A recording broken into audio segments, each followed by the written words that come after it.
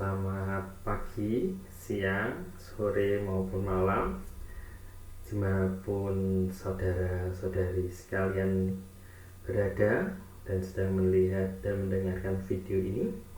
Semoga kabar Anda semua selalu bahagia, penuh semangat, dan penuh sukacita dalam masa-masa pandemi ini.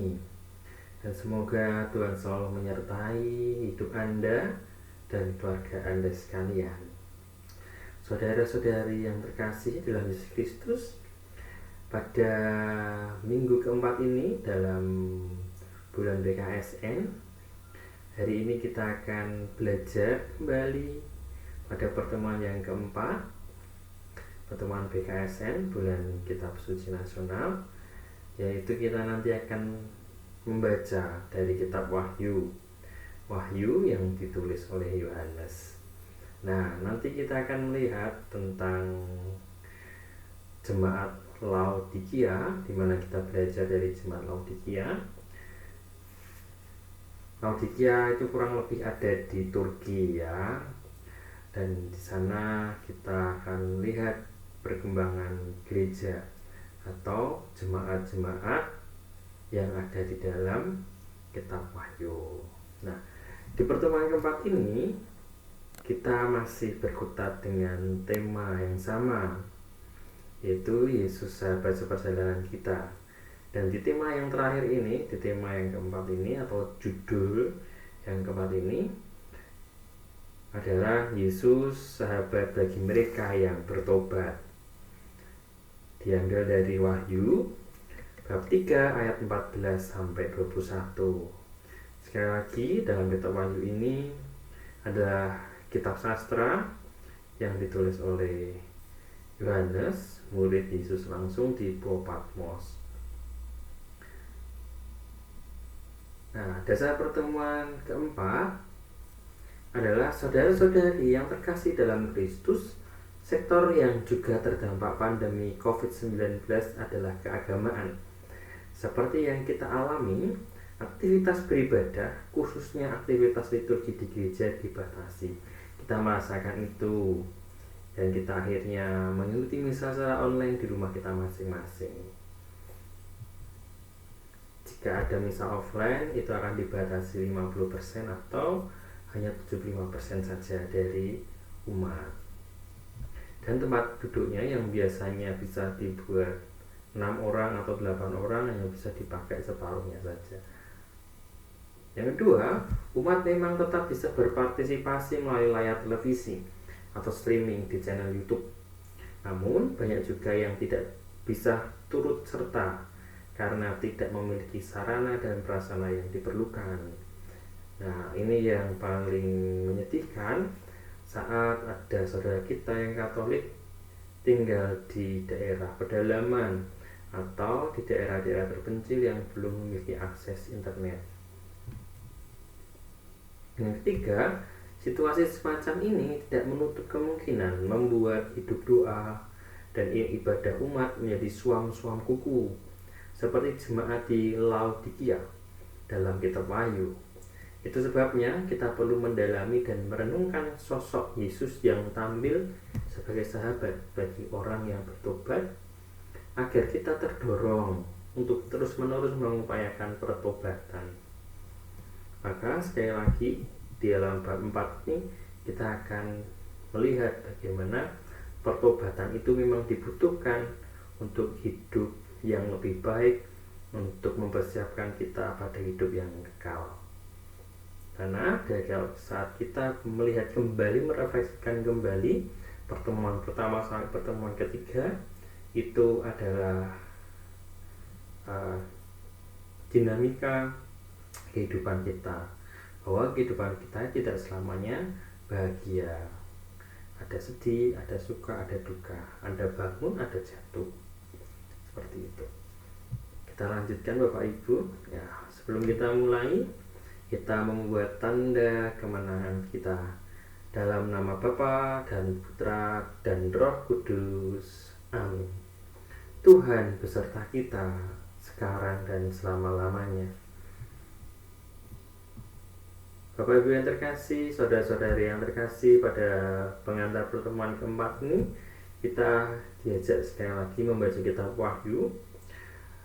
Dalam pertemuan keempat ini kita diajak untuk mendalami, merenungkan dan mencari pesan dari perikop dalam kitab Wahyu bab 3 ayat 14-22 yang memuat surat Yohanes kepada jemaat di Laodikia.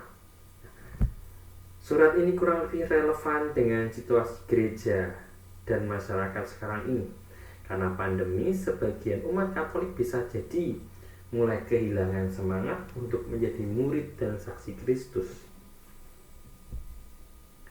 Demikian pula hal dengan jemaat Laodikia dalam kitab Wahyu yang tergoda untuk menjalani kehidupan sebagai murid Kristus secara suam-suam kuku.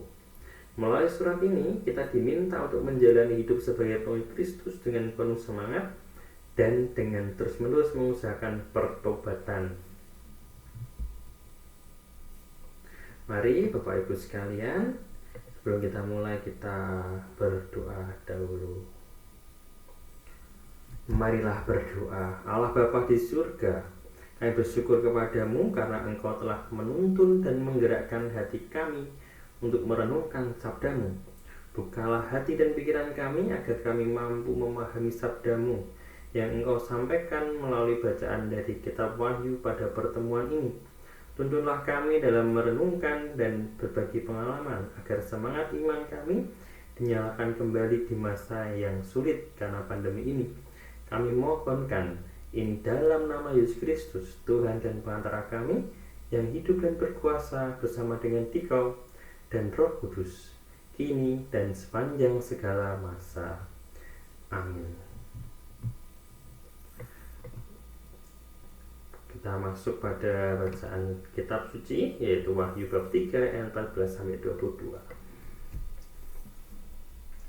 Dalam tulisannya kepada malaikat jemaat di Laodikia, inilah firman dari Amin, saksi yang setia dan benar, permulaan dari ciptaan Allah. Aku tahu segala pekerjaanmu. Engkau tidak dingin dan tidak panas. Alangkah baiknya jika engkau dingin atau panas. Jadi karena engkau suam-suam kuku dan tidak dingin atau panas, aku akan memuntahkan engkau dari mulutku. Karena engkau berkata, aku kaya dan aku telah memperkayakan diriku dan aku tidak kekurangan apa-apa.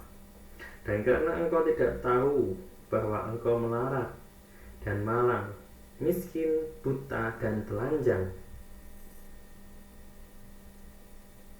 maka aku menasihatkan engkau supaya engkau membeli dariku emas yang telah dimurnikan dalam api, agar engkau menjadi kaya, dan juga pakaian putih supaya engkau memakainya, agar jangan kelihatan ketelanjanganmu yang memalukan, dan lagi minyak untuk melumas matamu supaya engkau dapat melihat. Barang siapa kukasihi, ia kutegur dan kuhajar. Sebab itu relakanlah hatimu dan bertobatlah. Lihat, aku berdiri di muka pintu dan mengetuk. Jikalau ada orang yang mendengar suaraku dan membukakan pintu, aku akan masuk mendapatkannya, dan aku makan bersama-sama dengan dia, dan ia bersama-sama dengan aku. Barang siapa menang, ia akan kududukkan bersama-sama dengan aku di atas tahtaku, sebagaimana aku pun telah menang dan duduk bersama-sama dengan Bapakku di atas tahtanya. Siapa bertelinga, hendaklah ia mendengarkan apa yang dikatakan Roh kepada jemaat-jemaat. Demikianlah sabda Tuhan. Syukur kepada Allah. Bapak Ibu, saudara-saudara yang terkasih dalam Yesus Kristus, kitab Wahyu ini adalah kitab sastra dan mungkin hanya beberapa orang yang sudah belajar teologi atau belajar Alkitab yang dapat memahami artinya, karena secara eksplisit bagi orang-orang awam susah untuk dipahami. Tapi saat ini dalam pertemuan ini kita akan sedikit belajar memahami arti setiap ayat. dalam bentuk pertanyaan-pertanyaan yang sudah disiapkan. Nah, pendalaman teks Wahyu bab 3 ayat 14 sampai 22. Nah, yang pertama, apa arti sebutan dan gelar Yesus Kristus sebagai amin, saksi yang setia dan benar? Lihat ayat 14. Yang kedua, apa yang dicela oleh Yesus dari jemaat di Laodikia? Lihat ayat 15 sampai 16. Yang ketiga, apa yang membuat jemaat Laodikia bermentalitas suam-suam kuku? Lihat ayat 17. Keempat, apa perintah Yesus bagi jemaat Laodikia setelah memberi mereka nasihat? Lihat ayat 19. Oke, kita masuk pada penjelasan teks. Apa arti sebutan dan gelar Yesus Kristus sebagai amin, saksi yang setia dan benar? Yesus menyebut dirinya dengan gelar amin, saksi yang setia dan benar. Kata amin merupakan kata standar yang dipakai oleh orang Yahudi untuk mengakui kebenaran dari apa yang dikatakan oleh orang lain. Jadi kata amin itu sama saja kita mengatakan setuju dengan apa yang disampaikan oleh seseorang. Saat kita berdoa, kita juga mengucapkan kata amin, setuju. Aku percaya, diakhiri dengan amin. Berarti kita menyetujui apa yang ada di dalam syahadat aku percaya, menyetujui apa yang sudah kita doakan maupun yang dikatakan oleh orang lain, menyetujuinya. Dengan menyebut dirinya amin, saksi yang setia dan benar, Yesus menegaskan bahwa sabdanya sungguh-sungguh benar serta dapat dipercaya dan diandalkan. Ingat, amin, saksi yang setia dan benar adalah menegaskan bahwa sabdanya sungguh-sungguh benar serta dapat dipercaya dan diandalkan. Orang tidak perlu lagi berusaha mencari kebenaran yang lain, sebab kebenaran sudah ada di dalam Dia, dan segala kebijaksanaan dan pengetahuan tersembunyi dalam dirinya. Ingat Injil Yohanes bab 14 di rumah Bapa, akulah jalan kebenaran dan hidup. Tidak ada seorang yang pergi ke rumah Bapa tanpa melalui aku. Begitu. Maka kita mengakui bahwa Yesus adalah sabda kebenaran. Yesus melakukan segalanya dari perumpamaan dibuktikan dengan sebuah mukjizat. Apa yang diajarkan Yesus, perumpamaan Yesus tidak hanya sekedar perumpamaan omong kosong, tapi Yesus membuktikan dengan apa? Tindakannya, dengan mukjizat-mukjizat yang diberikan oleh Yesus kepada orang yang percaya, kepada orang yang ada di sekitar Yesus pada waktu itu. Sebutan dan gelar ini juga berimplikasi bahwa di hadapan Yesus, jemaat dituntut untuk berani melakukan introspeksi secara jujur serta memperlihatkan keinginan yang serius dan tulus untuk mengubah hidup. Coba ini diberikan pada kita jemaat saat ini. Kita jarang misa secara offline, kita online terus, akhirnya kita hanya sebatas misa. Yang penting ikutlah mendengarkan, enggak datang nanti tidur ngantuk mendengarkan homili Romo. Nah, kita kira-kira dituntut di hadapan Yesus untuk berani melakukan introspeksi secara jujur. Aku selama ini sudah melakukan misa dengan baik enggak ya, walaupun online, atau aku betul-betul serius menghidupi iman Kristenku ini, atau hanya sebatas seperlunya saja, suam-suam kuku, hanya menjadi Kristen saat enak-enak saja, tapi saat tidak enak tidak mau menjadi Kristen atau menjadi Kristen KTP. Begitu kira-kira Yesus menegaskan segala sesuatu ada di dalam Yesus, dan sabda Yesus dan diri Yesus adalah segala sesuatu yang benar. Yang kedua, apa yang dicela oleh Yesus dari jemaat di Laodikia? Jemaat Laodikia dicela oleh Yesus karena kurang bersemangat dalam hidup rohani, dan puas dengan prestasi diri.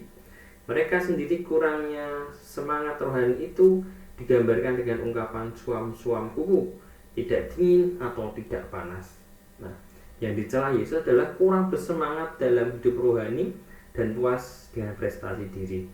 Jadi jemaat Laodikia pada waktu itu tidak begitu peduli dengan iman Kristennya, walaupun dia adalah orang Kristen, tapi tidak begitu menghidupi iman Kristen, tapi lebih mengutamakan kehidupan duniawi, puas dengan prestasi diri, puas dengan harta duniawi, lebih mengutamakan mamon daripada Yesus sendiri atau Allah sendiri. Mereka tidak menjalani hidup dengan menjalani hidup sebagai pengikutnya secara total dan disiplin, sebab semangat hidup rohani mereka hanya suam-suam kuku. Kalau butuh saja, kalau tidak butuh ya nggak usah, ya. Kalau pengen misa, kalau nggak pengen misa ya nggak misa. Padahal misa itu wajib. Jika kamu tidak, jika iya. Yesus juga pernah mengatakan, jika iya katakan iya, jika tidak katakan tidak. Lebih dari itu adalah miliknya si jahat. Nah, maka Yesus di sini membutuhkan ketegasan dalam diri kita. Ya, tidak suam-suam kuku. Dengan celaan ini, Yesus menginginkan agar mereka menghayati iman dengan semangat yang bernyala-nyala. Itu sebabnya Yesus digambarkan serasa ingin muntah melihat kualitas rohani jemaat yang setengah-setengah.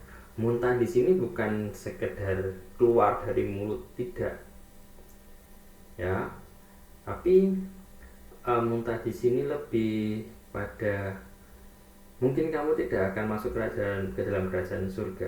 Aku akan mengeluarkan kamu dari kerajaan surga. Kamu bukanlah jemaat yang layak untuk masuk ke dalam kerajaan surga.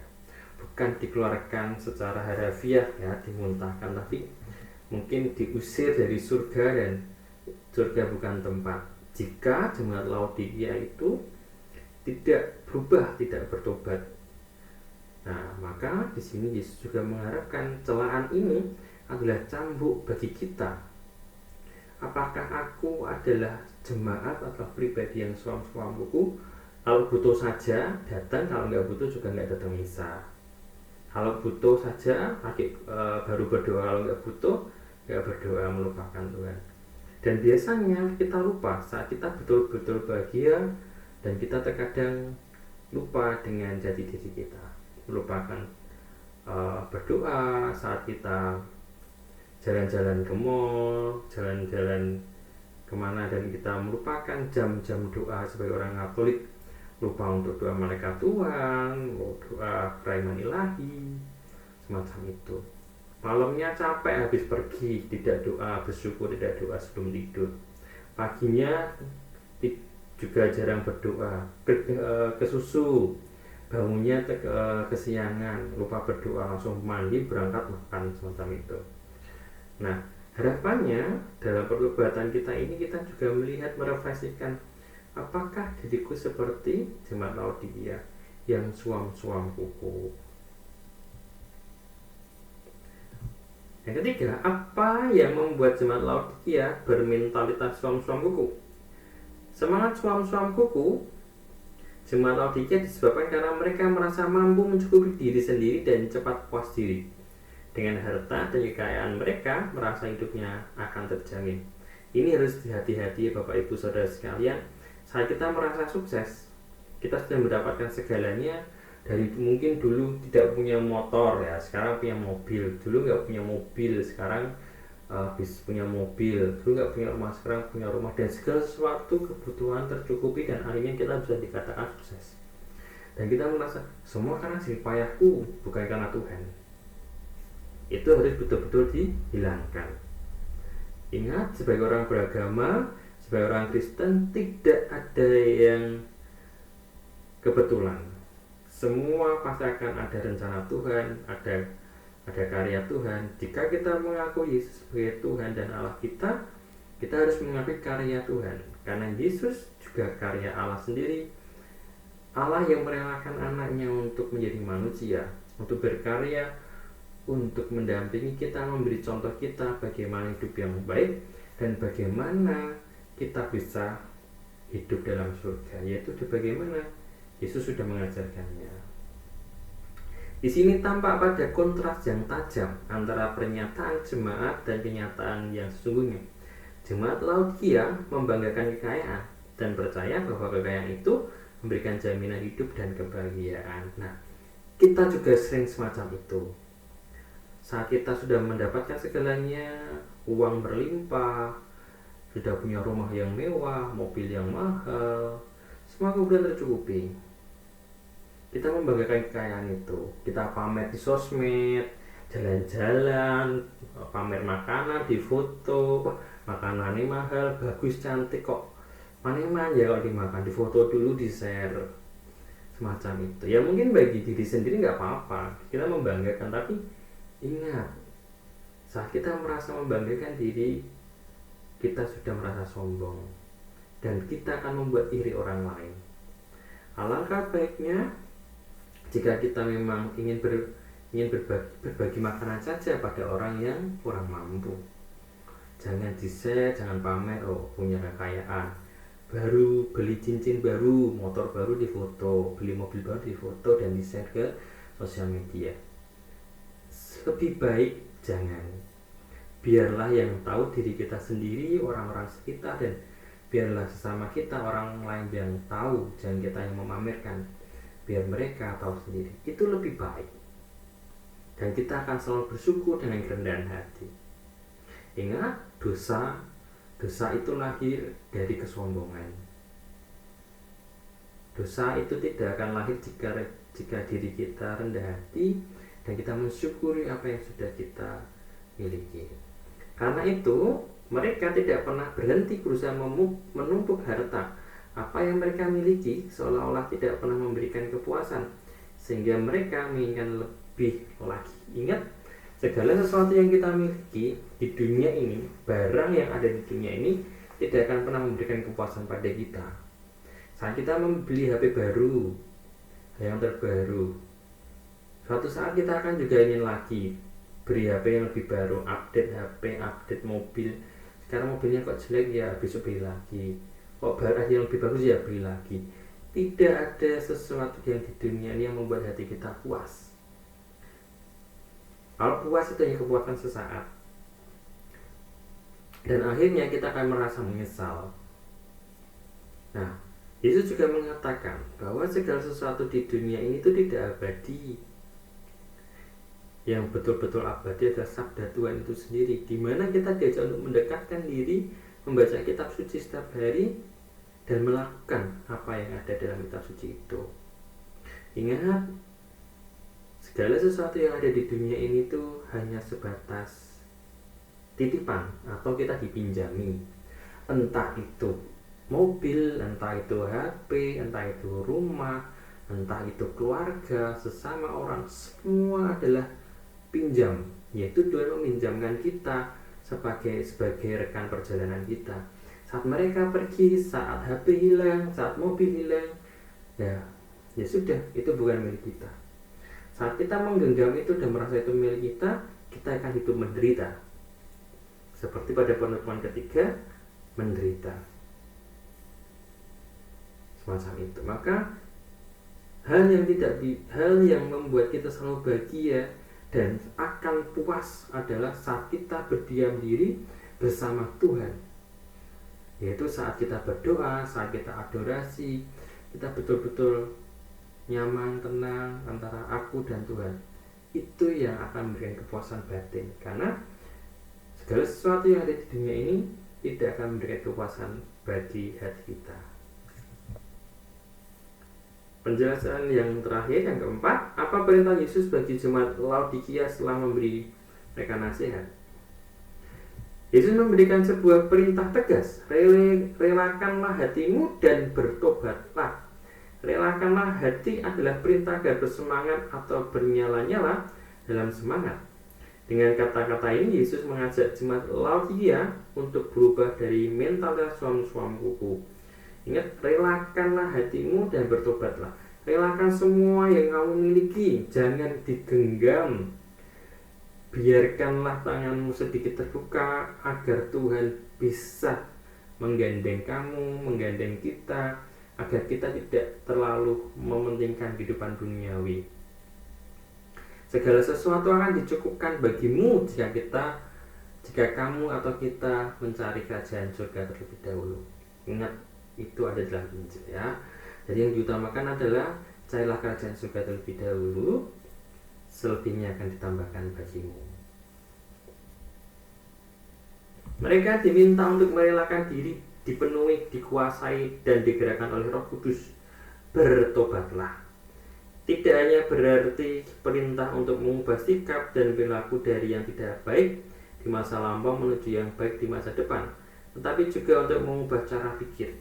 Bertobat itu bukan sekedar ya sudah aku bertobat nih, aku dosa, terus besok dosa lagi, ngaku dosa lagi, ngaku dosa lagi, semacam itu.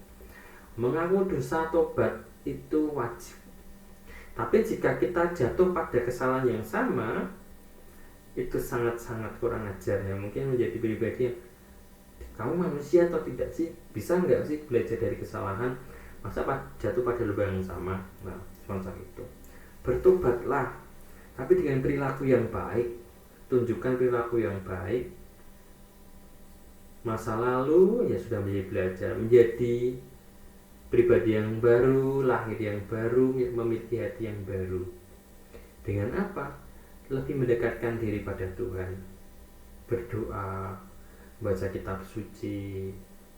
Sebetulnya itu saja Bapak Ibu Saudara sekalian, dimana kita betul, aku ingin merasakan kehadiran Tuhan. Saat kita berdoa, setelah kita berdoa mengucap syukur, hendaklah kita hening sejenak mendengarkan jawaban Tuhan.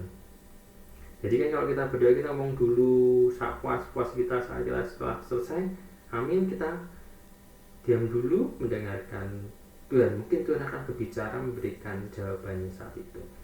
Setelah kita cukup, ya kita tutup dengan tanda kemenangan. Orang perlu mengakui kesalahan di masa lampau atau sekarang. Setelah itu memiliki niat, rencana dan strategi yang tepat untuk memperbaikinya di masa depan. Perubahan sikap dan perilaku harus didasari oleh perubahan cara berpikir dan cara pandang. Dengan kedua perintah ini, jemaat Laodikia diajak untuk mengubah cara berpikir mereka tentang kekayaan dan rasa percaya diri yang berlebihan.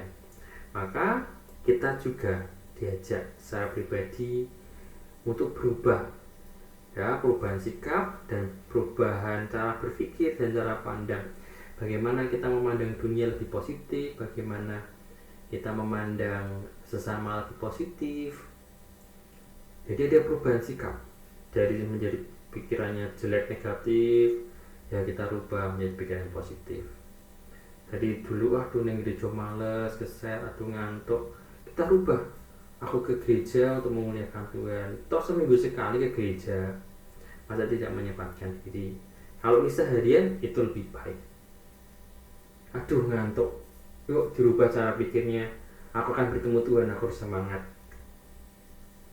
Wah, romonya khotbahnya membuat aku ngantuk. Wah, aku harus mencari makna dari firman Tuhan yang disampaikan oleh Romo.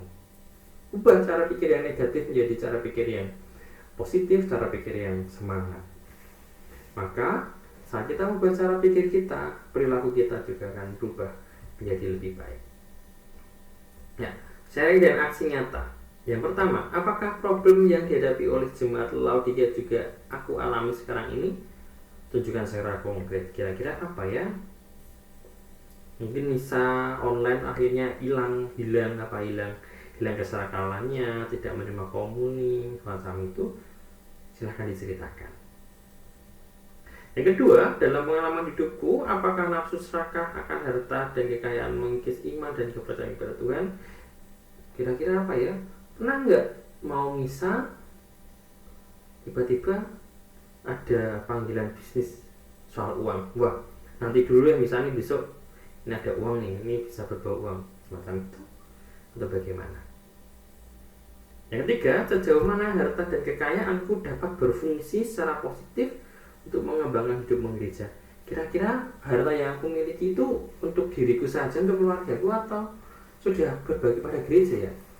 Ya mungkin kalau kolektor dari yang 5.000 ya ditambahlah 100.000 atau berapa. Nah maka kekayaan itu tidak digenggam sendiri, tapi bagilah. Jika engkau bertemu orang yang membutuhkan, kasihlah uang itu. Jika kamu tidak mau memberikan uang, berikan barang. Saat dia butuh makan, kasih makan. Itu kita menggunakan harta kita secara positif, tidak untuk diri kita sendiri, tapi untuk orang lain. Agar apa? Hidup kita berguna. Hidup yang berguna ini hidup yang dapat disyukuri, ada hidup yang membuat kita hidup lebih bahagia. Yang keempat, selama masa krisis karena pandemi COVID ini, apakah aku mengalami kemunduran dalam hidup rohani sehingga terjangkit virus suam-suam kuku? Apa ya? Mungkin terlalu sering online dan akhirnya menjadi sesuatu yang boseni, cuma kayak gitu saja, dan akhirnya nggak ikut lagi misa, nggak ikut misa online, nggak ikut misa offline, ya jalani aja hidup. Kalau butuh kangen yang video datang misa, kalau nggak ada misa offline ya nggak usah misa. Apakah kayak gitu? Dan akhirnya kemunduran dalam hidup rohani, akhirnya tidak membaca kitab suci, sudah bosan berdoa, melupakan doa Angelus atau lain sebagainya. Silakan diceritakan dan direfleksikan. Apa aksi nyata yang akan aku lakukan selama 1 minggu ke depan agar virus suam-suam kuku tidak menyebar dan melumpuhkan hidup rohaniku? 1 minggu ke depan, kira-kira dimulai dari besok Senin ya, atau besok Selasa, atau besok Rabu, atau besok Kamis, Jumat, Sabtu atau Minggu. Kira-kira aku mau ngapain ya? Nah, ini dibutuhkan yang namanya komitmen diri untuk melakukan aksi nyata ini.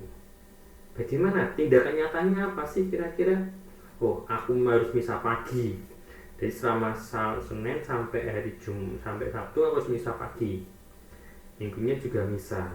Contohnya semacam itu, kisah tindakan nyata. Atau dalam 1 minggu ini aku mau berbagi agar hidupku lebih berguna, karena kemarin aku kurang berbagi, aku menjadi pribadi yang pelit, semacam itu. Silahkan diceritakan dan direfleksikan. Nah, tulis sharing di kolom komentar untuk saling berbagi dan saling menguatkan. Oke, Bapak Ibu Saudara sekalian, kita masuk ke dalam doa umat. Mari kita siapkan hati kita untuk doa umat. Tuhan, kami ucap syukur kepadamu atas segala sesuatu yang telah Engkau berikan untuk kami. Bila kami kerendahan hati yang dapat menerima keadaan saat ini, Engkau mengasihi dan mendidik kami dengan caramu. Semoga hati kami dapat merangkul sesama kami untuk saling menguatkan dalam menjalani masa-masa sulit ini.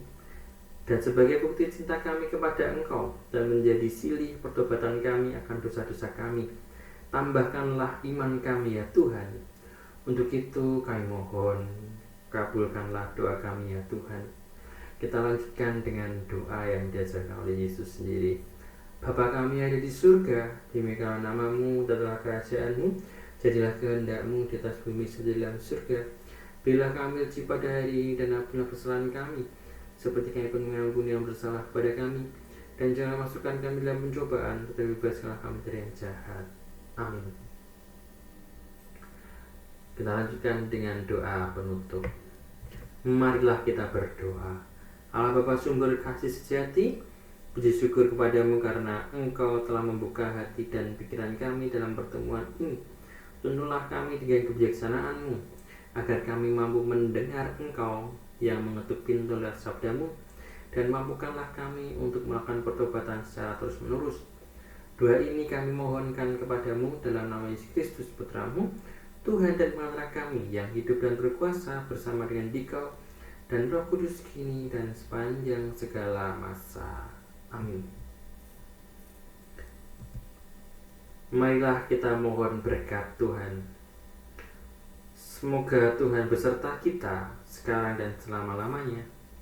Semoga kita sekarang dilimpahi berkat Allah yang Maha Kuasa, dalam nama Bapa dan Putra dan Roh Kudus. Amin. Bapak, Ibu, Saudara sekalian yang terkasih, saya mengucapkan terima kasih atas segala atensinya, mau mendengarkan saya, mau melihat video saya, dan memberikan support bagi saya untuk selama membuat video BKSN dari yang pertama sampai yang keempat ini. Saya sekali lagi, saya pribadi mohon maaf jika selama membuat video kurang bagus, kurang berkenan, suaranya jelek, fals, atau ada suara-suara yang tidak jelas masuk dalam video ini. Sekiranya kita saling mendoakan satu sama lain. Dan saya memiliki satu kalimat: bertobatlah agar hidupmu penuh dengan sukacita dan kasih karunia dari Allah. Dia yang merelakan anaknya turun ke dunia untuk menebus dosa manusia dan mendamaikan hubungan manusia dengan Sang Penciptanya, agar kamu dapat duduk bersamanya dalam perjamuan surgawi. Semoga pertemuan yang pertama sampai yang keempat ini memberikan hasil yang baik, menghasilkan buah yang baik dalam kehidupan kita masing-masing. Dari Yesus sebagai sahabat bagi orang yang putus asa. Pada pertemuan kedua saudara membahas tentang kehilangan, yang ketiga, pertemuan ketiga membahas tentang menderita, yang keempat adalah pertobatan. Putus asa, kehilangan, dan menderita itu adalah rangkaian dalam menjalani hidup ini. Kita harus lebih mendekatkan diri saat kita betul-betul merasa di bawah, dan segala sesuatu harus diakhiri dengan pertobatan. Begitupun dalam kita menutup hidup kita hari ini. Sekiranya Bapak Ibu Saudara sekalian, semoga hidup kita selalu dilimpahi oleh berkat Allah, kita menjadi pribadi yang baik dan berguna bagi orang lain, dan kita semakin menjadi pribadi yang Katolik. Kita berani mewartakan Yesus di mana kita berada. Terima kasih atas segalanya. Terima kasih atas waktunya, dan saya tidak bisa berkata apapun. Semoga hidup Anda semua, keluarga Anda semua, pekerjaan Anda semua diberkati oleh Allah yang Maha Kuasa. Untuk itu sekali lagi saya mengucapkan berkah dalam. Terima kasih atas waktunya. Sampai bertemu di lain acara. Mungkin kita bertemu di dunia nyata. Tapi sekali lagi terima kasih. Sampai jumpa.